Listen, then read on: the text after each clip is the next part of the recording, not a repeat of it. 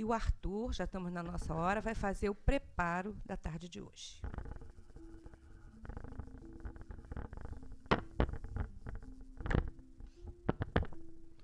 Boa tarde. O preparo de hoje é do livro Vida Feliz, psicografado por Divaldo Franco e de autoria de Joana de Ângeles. Capítulo 39.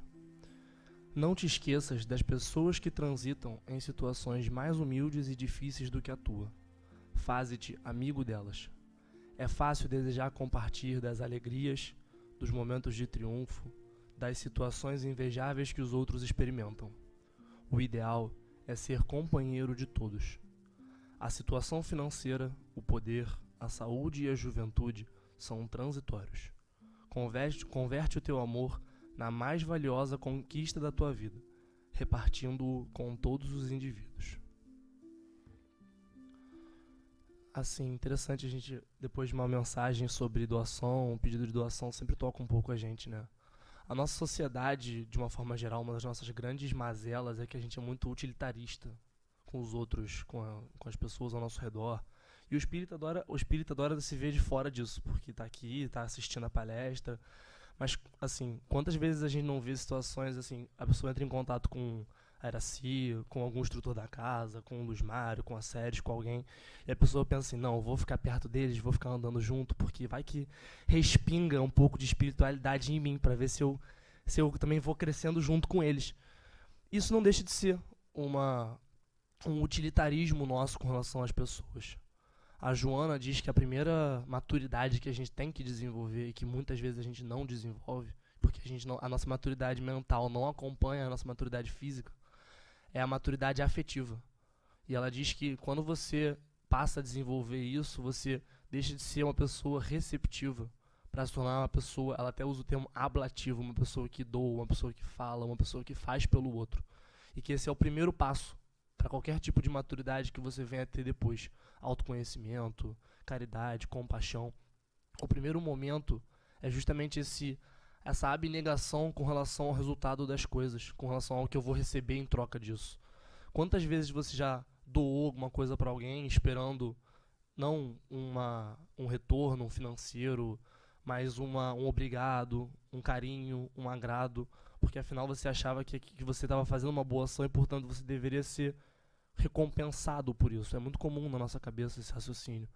Então, que a gente possa pensar um pouco, refletir um pouco sobre as nossas motivações com relação às pessoas e que a gente possa buscar cada vez mais uma compreensão sincera sobre o que a gente está fazendo e por que a gente está fazendo. Uma boa palestra a todos. Então, vamos nesse momento elevar os nossos pensamentos a Deus, nosso Pai de infinito amor, de infinita bondade, ao nosso Mestre Jesus, o nosso orientador maior, o nosso grande amigo, e pedir que nos envolva para que nós possamos, nesta tarde, saber valorizar a oportunidade de estarmos aqui reunidos em família para mais uma tarde de aprendizagem. Te pedimos, Senhor, que nos sensibilize a alma, para que a gente possa apreender e aprender esses ensinamentos. E, acima de tudo, Senhor, te rogamos, dá-nos, Senhor, o desejo sincero de colocar em prática no nosso dia a dia, na nossa vida de relação, tudo isso que aprendemos. E pedimos a você também, querida mentora Joana de Ângeles, que inspire, que envolva o Luiz Mário, trabalhador na nossa casa, nos estudos que ele trouxe para a gente na tarde de hoje. Graças a Deus.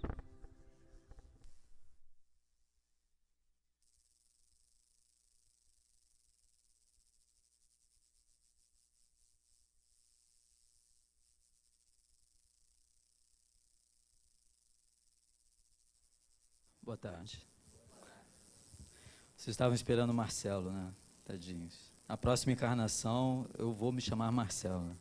Aí quando trocarem os nomes, assim, Marcelo pelo Marcelo, aí fica tudo por... Eu sempre substituo um Marcelo, né? Então, o estudo de hoje é sobre o Evangelho segundo o Espiritismo, capítulo 18. É um capítulo de fôlego, porque é um capítulo extenso, né? E tem instruções dos Espíritos, como a gente tem, vocês já sabem. Sempre Kardec seleciona alguma passagem do Evangelho, faz algum comentário, e no final do capítulo sempre tem as instruções dos Espíritos. Kardec se isolou, e com milhares de mensagens, ele foi selecionando mensagens que cabiam dentro do livro que ele estava construindo. Isso é muito importante, por quê? Porque esse Evangelho segundo o Espiritismo, Kardec usa passagens dos Evangelhos para legitimar, confirmar as teses espíritas. Ele usa o próprio Evangelho, usa o raciocínio dele, comentando aquelas passagens, e usa o raciocínio, o entendimento dos espíritos, através de médiuns que falaram sobre aquelas mesmas passagens em vários lugares do mundo. Como o Evangelho já é a segunda edição e tal, vocês vão encontrar sempre instruções até 1964. Como nós utilizamos esta edição do Evangelho segundo o Espiritismo, só existem mensagens até esse momento. De forma que esse livro se tornou canônico. Nada entra. Joana pode, ou Emmanuel pode trazer uma mensagem para nós, não vai entrar no Evangelho segundo o Espiritismo. Quer dizer, é o livro que nos orienta a como abordar os Evangelhos. Os Evangelhos, a literatura cristã, são 27 livros. Nós aqui aos sábados temos estudado um pouquinho antes da palestra. A gente passa aqui a tarde inteira estudando algum dos livros, um desses 27 livros. Hoje nós terminamos a Epístola aos Filipenses. Na semana que vem nós vamos estudar a Epístola não é a uma igreja, é em verdade a uma pessoa. É uma das cartas de Paulo em que ele se dirige a uma pessoa. O nome da pessoa é Filémon. As pessoas falam Filemon e tal, mas é Filémon, que é um senhor, é um cristão que tem escravos. Daí a coisa muito interessante dessa carta. E o escravo dele fugiu, chama-se Onésimo. E o Onésimo vai pedir ajuda a Paulo, porque um escravo que fugia do seu senhor naquela época, as consequências eram trágicas para ele. Podia acontecer qualquer coisa, desde uma tortura, perda dos olhos, ou um suplício muito cruel. O problema é que eles não queriam matar porque ele ia perder um investimento muito grande num escravo que custava muito dinheiro. O escravo sempre foi caro, porque é um investimento para toda a vida. Então, eles cuidavam bem do seu patrimônio. Então, veja só, a gente tem uma situação muito interessante em Filémon. Por quê? Porque Paulo é um cristão, o cristianismo equaliza as pessoas, diz que todos são iguais, não há servos, não há senhores, mesmo na condição de servo ou senhor, todos são cristãos. E como Paulo vai desenvolver essa ideia do escravagismo, que era legal naquela época, e as ideias inovadoras, amorosas e libertárias do cristianismo. Vocês querem saber? Semana que vem, então. Vocês vejam como a literatura cristã é muito extensa, é muito ampla, mas nós devemos ter o domínio delas. Kardec, então, vai fazer uma seleção. O que a gente deve entender isso? Sempre que um autor faz uma seleção de algum texto, aquilo está falando sobre quem? Sobre aquele autor. Então, o Evangelho segundo o Espiritismo tem uma intenção. Ele tem um viés, obviamente. A gente não pode pensar o Evangelho segundo o Espiritismo como uma obra que esgota o cristianismo dentro do Espiritismo. Ele é uma obra de apresentação, de norteamento, de endereçamento a uma reflexão profunda sobre todos os conteúdos de toda a literatura cristã produzida ao longo de 2000 anos. Entendem isso? E para a gente poder ter uma crítica adequada sobre os livros do Emmanuel, da Joana de Ângeles, das obras espíritas de uma maneira geral, e de outras cristãs, com o olhar espírita, nós precisamos conhecer as obras que deram origem ao Evangelho segundo o Espiritismo, que são os Evangelhos, são as cartas de Paulo, que são as cartas apostólicas, de Tiago, de Judas, de João e de Pedro, e o Apocalipse de João. Que são os nossos livros, são 27 ao todo, não é muita coisa não, mas são profundas, Hoje, nós falamos só sobre o hino cristológico que existe na Epístola aos Filipenses. Vocês sabiam que ali tem um hino? Que Paulo, quando estava preso em cadeias na cidade de Filipos, quando fundou a primeira igreja na Europa, ele entrou em cana, e foi surrado, barbaramente surrado, ele e Silas. E eles, presos na região mais profunda do calabouço, eles cantam um hino que não é judaico, que não é um hino hebreu, é um hino cristão. E ele coloca esse hino na sua carta, no 2º capítulo. Passamos 2 semanas só falando desse hino. Tão profundo que é, porque é revelador da figura de Jesus. Vocês querem saber? Perderam, já era, entendeu? Só se a casa der uma outra oportunidade, ou então a gente se reunir separado. Então, o Espiritismo está num momento de aprofundamento e de amadurecimento. Surge um Haroldo Dutra, que faz a tradução direta do grego. Surge qual é o nome desse menino que veio aqui? O Rossano, que foi... Sabe por que ele fala tão bem de Jesus? Adivinha? Ele foi evangélico. Ele conhece profundamente, porque essas pessoas, esses cristãos, estudam muito os textos. Eles não têm, como nós, uma literatura periférica, explicativa dos textos e tal. Então, o que resta a eles? Eles têm só o quê? Eles são pobres, muitos são pobres. A maior parte dos protestantes é composta de pessoas humildes. Então, eles têm dinheiro para comprar o quê? A Bíblia. Então, aqui você tem 100, 200, 300 livros sobre o Espiritismo. Eles têm a Bíblia. Mas, olha só, durante 2000 anos, a gente se defendeu bem com ela. Não adianta você ter 300 livros espíritas se você também não conhecer. Então, desempoere a sua Bíblia, que fica lá na sua casa, abra, passe um pano nela e comece a ler todos os dias. O Novo Testamento. Pega Mateus, Marcos, Lucas e tal.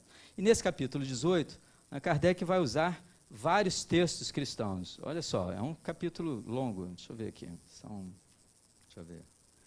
O título do capítulo é Muitos os chamados, poucos os escolhidos. O que vocês pensam disso? São 16 itens. Ele começa com Mateus, tá? Aqui, Mateus, capítulo 22, que ele fala da parábola do festim de bodas, aí ele comenta em 2 e 3, em 3 ele fala sobre a porta estreita. São temas que a gente conhece bastante dos evangelhos. Cita o Sermão da Montanha, para variar, 3 e 4, onde ele cita Mateus e Lucas. Depois ele comenta no 5, aí no 6 ele fala, nem todos que dizem Senhor entrarão no reino dos céus. Ele desenvolve isso com Mateus e Mateus, no 6 e no 7, no 8, que é o Mateus de novo, tudo Sermão da Montanha. Leiam o Sermão da Montanha, muito obrigado. 9, ele explica, aí chega no nosso encontro, tema que foi reservado para o Marcelo Nazaré falar. Hoje não é o gordo, é o magro que está falando, mas é a mesma coisa. Porque estaremos falando daquilo que é universal. Tudo bem, você vê como as formas mudam, mas o Senhor é sempre o mesmo. Então, aqui a gente tem Lucas 12, 47, 48, e tem João 9, 39 a 41. Por que a gente diz isso? Diz que a gente tem que ler. Porque para você entender, o que Kardec faz? Ele quer provar as teses espíritas. Então, existe uma intenção ali. Não existe nenhum texto neutro. Tem sempre um autor por trás daquilo. Não só porque ele escolheu aquelas passagens, porque ele também comentou e porque ele selecionou algumas mensagens psicografadas que atendem aquilo. Vocês poderiam me perguntar, será que Kardec deixou de fora alguma mensagem que contradiria isto? Que fosse contra isso, não é verdade? Porque a gente não sabe. A gente só tem o quê? A edição, a segunda edição do Evangelho segundo o Espiritismo, que a gente segue. Vou lá, eu sofri aqui com essa tela. Não sofri hoje. Estou aprendendo. Não precisei de outra encarnação para aprender a liberar a tela. Deixa eu ver. Vamos ver se eu acho uma coisa. Então, estamos aqui, capítulo 18. Várias passagens do Evangelho. O que mais que a gente tem? Comentários do Kardec e instruções dos Espíritos. Tá? A gente vai estudar o 10, o 11 e o 12. Tá?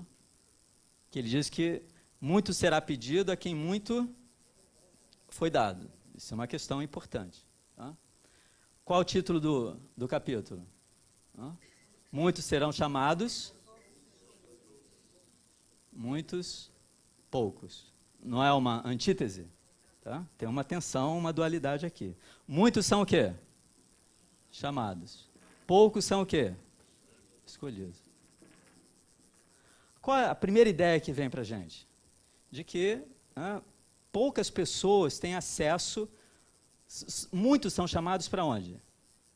Muitos são convidados, todos são convidados para o banquete do Senhor. Porque é daí que vem o título do capítulo, de uma parábola que Jesus cria, né, para explicar como funciona essa questão da salvação, da iluminação, da santificação, da felicidade. Todo mundo quer ser feliz? Eu tenho certeza que todo mundo aqui quer ser feliz. Jesus entende isso também. E ele quer oferecer às pessoas aqui uma felicidade que não muda, uma felicidade que sempre permanece para você. Não é? Mas tem uma má notícia, dentro da boa notícia. Ele prega um evangelho, que é uma boa nova, ele anuncia uma boa nova, a boa nova é a seguinte: não é? Eu vou chamar todos vocês, mas só 3 aqui é que vão entrar. Isso é uma boa notícia? Sinceramente? Claro que não, é óbvio que não. Não é? Boa notícia é, eu vou convidar todo mundo e todo mundo vai entrar. Não é? O problema não é que as pessoas são determinadas, né, pela escolha dele. O problema é que o convite é feito, muitos são chamados, mas por que poucos são escolhidos? Porque poucos, por isso que ele cria a parábola. E ele compara essa mecânica, entre aspas, mecânica, né, de você encontrar essa felicidade que ele oferece. Todo mundo quer viver nas regiões elevadas do mundo espiritual? Todo mundo quer ficar bem, livre de gente que rouba seu dinheiro, que aplica mal, porque no banco de nosso lar não tem isto, tá certo? Não, o Bank of Our Home, entendeu? 5 estrelas. Não? Você lá chega o seu Credit Karma, entendeu? Depois de você ter feito todas as doações aqui para o Seja, cada quilo de comida que você dá aqui, o que está acontecendo com sua conta bancária lá em nosso lar? Tá enchendo, tá subindo. Aí você, né, fica rico lá, cara. É uma coisa impressionante. Funciona. Tá? Funciona mesmo. Para quem está nessa coisa. Tem aeróbus aqui no Seja, todo dia. Fazer uma excursão em nosso lar para quem quer ver os seus investimentos e tal. É só você dormir cedo, não assista ao Jô. Faça uma oração, peça para dar um passeio até nosso lar, dá uma conferida, você passa o seu cartão lá numa máquina em nosso lar, ou então em Alvorada Nova, que o pessoal daqui vai para Alvorada Nova, né? Nosso lar é coisa lá do André Luiz. Então, e você vai descobrir se você está se capitalizando espiritualmente. Porque assim como nós procuramos manter a nossa existência física a salvo, né? Organizamos a nossa vida, nossos negócios, nossa economia, nossos investimentos, para que a gente tenha segurança nesse mundo, você deve pensar na sua existência espiritual. Que tipo de investimento você deve fazer? Esse é o problema. Porque Jesus, quando cria a parábola do festim, ele diz que ele convida as pessoas. Ele convida todo mundo? Ele expede muitos emissários dele. Um emissário, na terminologia do evangelho em grego, é um apóstolo. Então, muitas pessoas anunciam o casamento, as bodas. As pessoas vão ao casamento? Não. Por que elas não vão ao casamento? Vocês leram isso? Não, ninguém lê, no Espírita não lê o Evangelho. Então, por que elas não vão ao casamento? Nem o segundo Espiritismo, que essa está aqui, nesse livro. Elas não vão por quê? Porque um diz que acabou de comprar uma parelha de bois, e ele tem que verificar o seu negócio. O outro comprou um terreno, ele tem que verificar o seu terreno. Eu estou resumindo as coisas. O outro se casou e ele tem que cuidar das suas coisas. Ele não pode ir a um casamento, ele se casou, ele tem que cuidar da própria esposa e da família dele que ele está construindo. Ele não tem tempo para isso. No fundo, todas as pessoas, se você foi convidado, é porque você está o quê? Habilitado, está honrado com aquele convite, não é verdade? Ele entendeu que você poderia ir lá. Mas o convite obriga você a ir? Essa é a questão da parábola. O convite não é uma obrigação das pessoas. As pessoas atendem se quiserem. Você recebeu um convite para um casamento lá naquele lá de Copacabana? Qual é o nome daquele hotel? No Copacabana Palace, onde bacana se casa e tal. Mesmo que não seja bacana, junta dinheiro a vida inteira para casar lá. Aí, para fazer o casamento em um mês, um ano, sei lá, uma coisa, né? As pessoas não entendem, não pensam direito. Então, o sujeito nega, porque ele tem o quê? Interesses imediatos que não são ou não é o casamento. Quais são os interesses dele? São interesses errados? Ele quer ver a conta dele na Suíça, enquanto ele desviou? Não. Ele quer ver o quê? As coisas comuns desse mundo. A justificativa dessas pessoas é que elas não se interessam por esse convite honroso de você entrar no reino dos céus, de você participar desse banquete. Você não vai ser garçom. Você é o quê? Convidado para desfrutar, para se alegrar, para se banquetear. É completamente diferente de você ir lá trabalhar. Você vai lá fazer o quê? Se regozijar, tá certo? Então, a tradição cristã antiga vê isso sempre como quem é a noiva, em verdade, é você. Você está faltando ao seu próprio casamento. Isso é a forma como os cristãos da antiguidade viam. Então, quando você nega o convite, e você diz assim, ou eles dizem, não, olha, você diz ao Senhor que eu estou desculpado, que eu estou excusado, porque eu tenho isto para fazer. É uma desculpa razoável. Por que é uma desculpa razoável? Porque é do seu interesse comum e não é nada ilegal, não é nada errado. O sujeito está lidando com as suas coisas do mundo que todo mundo lida. Mas esse sujeito, quando nega o convite, ele está opondo os interesses eternos aos interesses transitórios desse mundo. Dizendo que este mundo transitório absorve mais a atenção, a sua energia, seu pensamento, né, do que o seu interesse pelas coisas essenciais. Ou seja, ele prefere aquilo que é superficial àquilo que é profundo. Ele prefere a coisa que é transitória àquilo que é eterno. É um nível de prioridade. Então, por isso que muitos são chamados e poucos são o quê?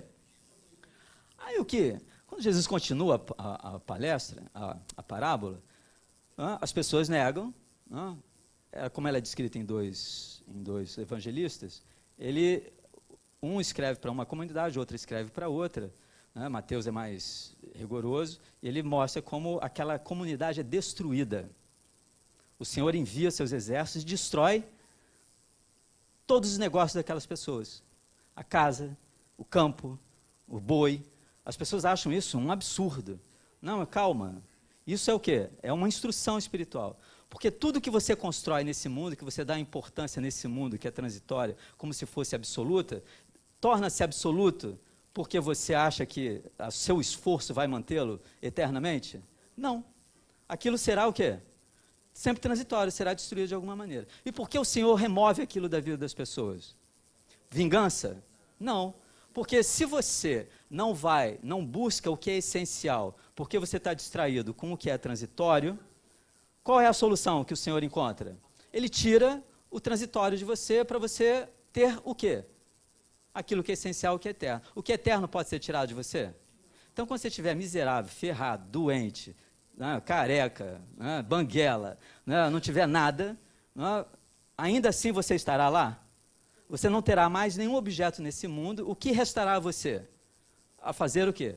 Uma investigação acerca de si mesmo. Porque ninguém pode tirar você de você mesmo, não é verdade? Tudo bem? Então, aquilo que nos é dado como acréscimo para você poder se aproximar dele, se isso serve para te distrair, o que o Senhor faz? Ele tira de você. Então, quando você não tem mais a casa, não tem mais o boi para cuidar, você tem o que ainda para ir? O casamento. O casamento. Não é verdade? Tá certo? Então, ele manda que os seus discípulos, que os seus emissários, vá às encruzilhadas, vá às ruas, as pessoas não têm mais casa, onde é que elas estão? Adivinha? Agora que as pessoas têm a necessidade, não tem mais questões no mundo para resolver, o que elas têm? De novo, o convite. Aí vão lá os cegos, os estropiados, os mudos, os surdos, surdo para o mundo, as pessoas que não falam mais as coisas desse mundo, as pessoas que não andam mais nos caminhos desse mundo, ele manda todo mundo. Aí vem aquela ideia, né, de um bando de mendigo dentro de um salão de festa lá no Copacabana Palace. Tem sentido isso? Não. Quem são essas pessoas? São aquelas pessoas que entenderam que aquele convite era importante. Elas comparecem? Agora elas comparecem? Comparecem. Aí vem a grande questão, que a gente tem que entender o que é um contexto. Quando você tira, né, do contexto, fica uma ideia, de que muitos são chamados, mas poucos os escolhidos. Parece vestibular, né, do Enem, ou sei lá, todo mundo faz a redação e corrige mal, e você que tinha o mérito não entrou, ou entrou no seu alguém no seu lugar. O fato é que tanta gente se esforça, mas só entra uma gente miúda, pouca gente. Não é tanto esforço, né, para tudo ser, né, perdido. Então, as pessoas pensam assim, eu vou me dedicar ao eterno, ao sagrado, e eu vou ficar de fora? Você só ficará de fora se você não atender o convite. Aí vem a segunda parte da parábola, que são as pessoas que foram admitidas no banquete. Vocês conhecem essa passagem? Que é a evolução da parábola. Não? Ele não descreve só as pessoas chegando ao banquete, ele descreve o próprio banquete. Imagina o Senhor passeando por lá, ele vai olhando as pessoas, se elas estão felizes mesmo, aí ele vê uma pessoa sem o quê? Sem a túnica nupcial, que é uma túnica em consulte. Imagina você lá no Copacabana Palace sem smoking, né? Você é notado rápido, todo mundo de smoking, e você de jeans, chinelo havaiana e, sabe, blusa Hering, sei lá. Né? Você é notado? Rapidamente, é notado rapidamente, muito identificado. Agora vem o que é curioso, é exatamente isso que eu quero destacar para vocês entenderem como o contexto é importante. O salão está vazio ou está cheio? Na parábola. Está inundado de gente. Tem muita gente. E as pessoas ficam com a mente onde? Nos poucos escolhidos. Não é verdade? Então, quando está lá no salão tem muita gente. É tanta gente. Mas quantas pessoas saem do salão? Resumindo, uma. Aqui não, estava aqui, aceitou um convite sem estar o quê? Adequado para aquela ocasião, tá certo? Então, o que Jesus ensina? Que não basta você aceitar o convite, você tem que ter o quê? A túnica, você tem que estar preparado, você tem que ter uma clareza sobre o que você está fazendo ali. Aquilo ali não é boca livre, tá? É livre, mas não é para quem, né, tem a capacidade de estar lá, certo? Então, o que você tem que entender nessa parábola? Que tem muita gente. E de muita gente que está lá, apenas um é tirado. Mudou completamente isso daqui? Mudou completamente. Porque quando as pessoas querem desestimular você no caminho espiritual, elas fazem assim, muitos são chamados, poucos escolhidos. Não é verdade? Por que são poucos escolhidos? Porque só existe esse pouco, porque muitos, né, não aceitaram o convite. Mas esse pouco, que é muita gente, é os que vão lá das ruas, né, os despossuídos, são os que não são possuídos pelas coisas do mundo, que se interessam pelo sagrado. De todas as pessoas que se interessam pelo sagrado, qual é a probabilidade de você não ter um encontro com o próprio Senhor? É uma. É uma em quantas? Em milhares, em milhões. Ou seja, a probabilidade de quando você aceita o convite é a seu favor ou contra você? É totalmente a seu favor. Mas a gente, né, ouve dizer que você está num mundo onde é impossível, onde é muito difícil você progredir espiritualmente. Isto é falso, porque o Evangelho diz que é falso. O que você tem que aprender é mudar, né, a sua escala de prioridades entre o que é transitório e aquilo que é espiritual. Então, todos vocês, quando descerem aqui, passem ali na secretaria e façam as doações, né, que as pessoas precisam. Né, porque é exatamente isso. Né, você já estará entre os escolhidos. Depois, prepara a sua túnica para ver se tu fica lá. Tá? Aí a gente vem, né, é claro, né? O cara acha que só esvaziar o bolso vai resolver, vai melhorar a tua vida. Você não vai ser sem teto no mundo espiritual. Porque todo mundo que está no umbral é o quê? Sem teto. Né? Sem teto, sem INSS, sem aposentadoria, sem farmácia, porque lá o negócio é ruim, é barbárie. É a ideia dos gregos de você não pertencer a uma polis. Imagina, você desencarna e você pertence a uma polis, a uma cidade como Alvorada Nova. Então, você é uma cidadã. Você vê como o André Luiz fica feliz quando ele vem à Terra e volta. Ele fica 8 anos no umbral, 2 anos servindo na cidade, fazendo assistência assim, técnica de enfermagem. Ele que era um médico renomado aqui no Rio de Janeiro. Ele se humilda, nunca pergunta sobre a sua família. Aí, no final das contas, o pessoal de 10 anos longe do mundo, e ele ainda com aquela coisa, com a esposa, minha esposa, mas ele não falava nada para ninguém, porque ninguém falava nada para ele, ele era um homem educado, inteligente, ele também não perguntava. Aí o que falaram para ele? André, agora você pode visitar a sua família. Opa, que legal. Ele vem de Aeróbus, ele passou aqui pelo Seja, depois deixa ele lá em Botafogo, onde era a casa dele. Ele morava lá em Botafogo. E o que ele encontra lá? Ele encontra, primeiro, a sala vazia de qualquer referência a ele. Não tem uma foto dele, não tem nada. Aí chega uma filha que ficou pensando nele, ele não se comunicou com a filha, mas ela pegou o pensamento dele, de que ele estava vindo à Terra, e ela foi na casa da mãe. E visitou a mãe e falou, mãe, tem pensado no papai e tal.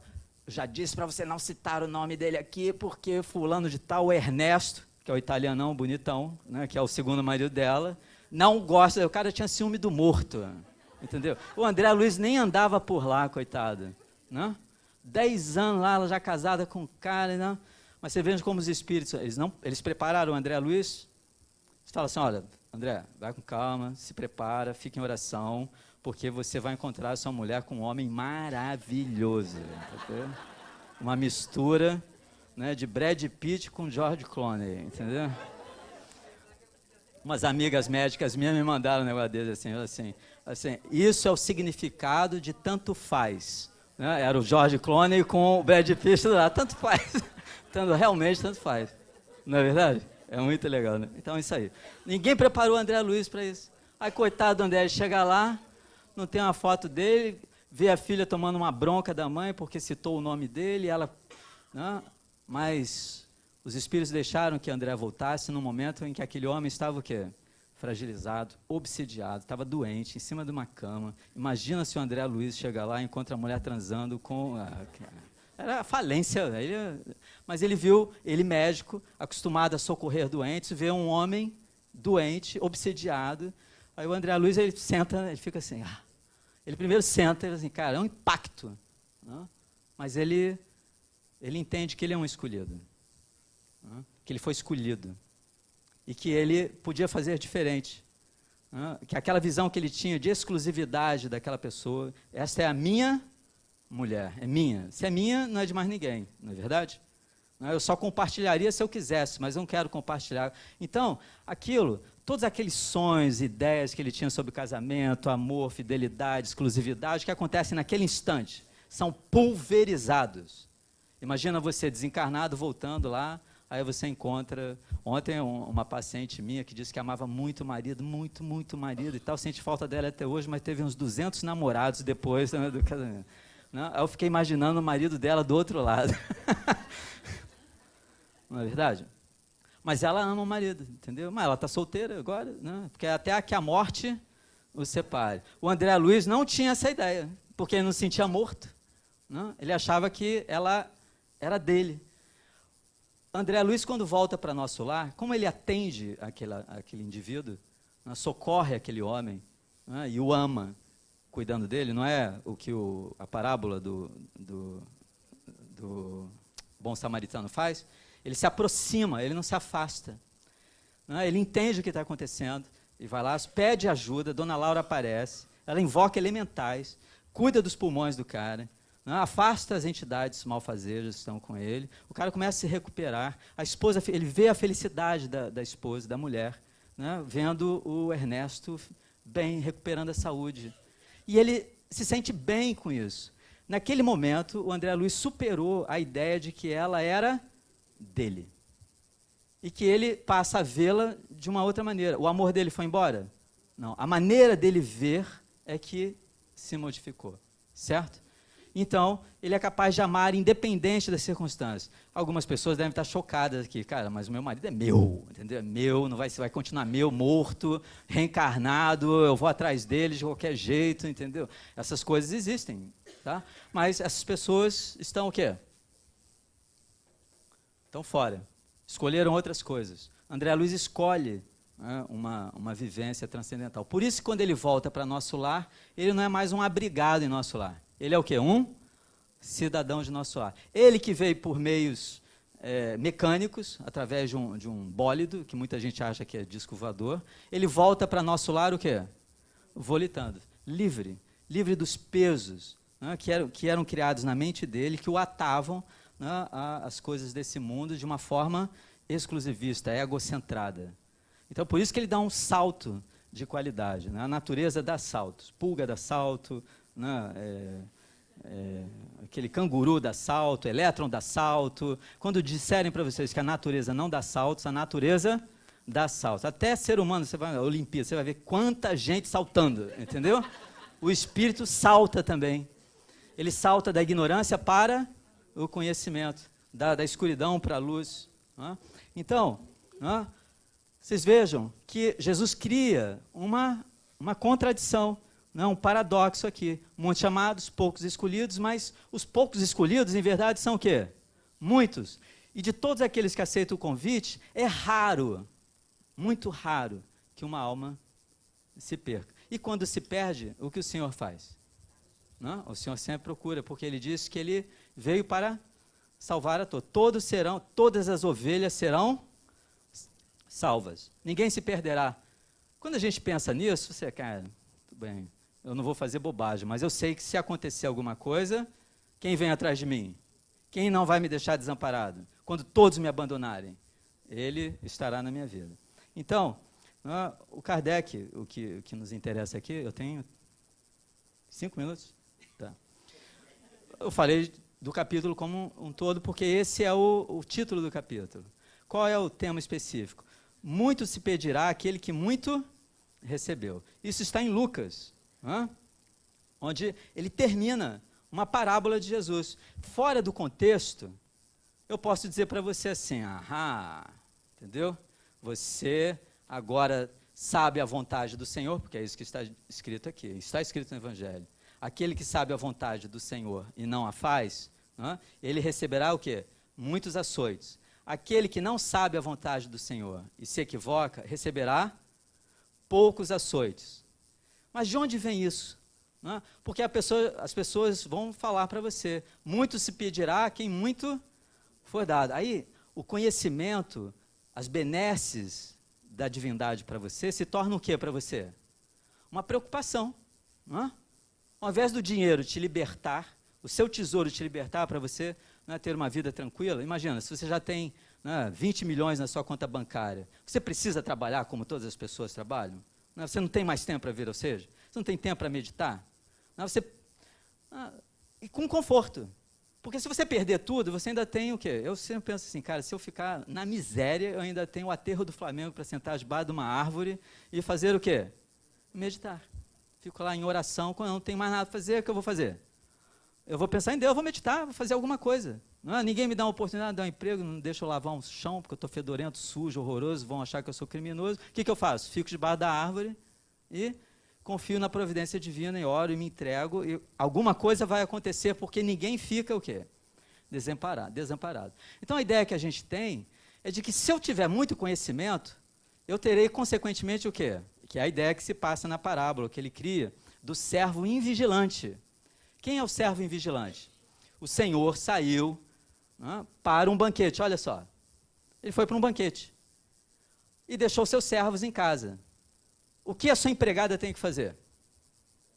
O que ela vai fazer? Ela vai para a sua banheira de hidromassagem. Ela vai vestir sua roupa lá da Dior, sei lá. Então ela vai se vestir, se empetecar, vai se olhar no espelho, vai deitar na sua cama, não é isso? Vai botar sua bolsa, vai botar seu perfume. Você está lá? Você está demorando a chegar? Assim, cara, não chega nunca, vou, porque você não sabe a hora que o Senhor vem. Por quê? Porque o Senhor vem, não depende de tempo, que é uma outra indicação dos evangelhos em relação a isso. Não é uma questão de quê? De tempo. É uma questão de quê?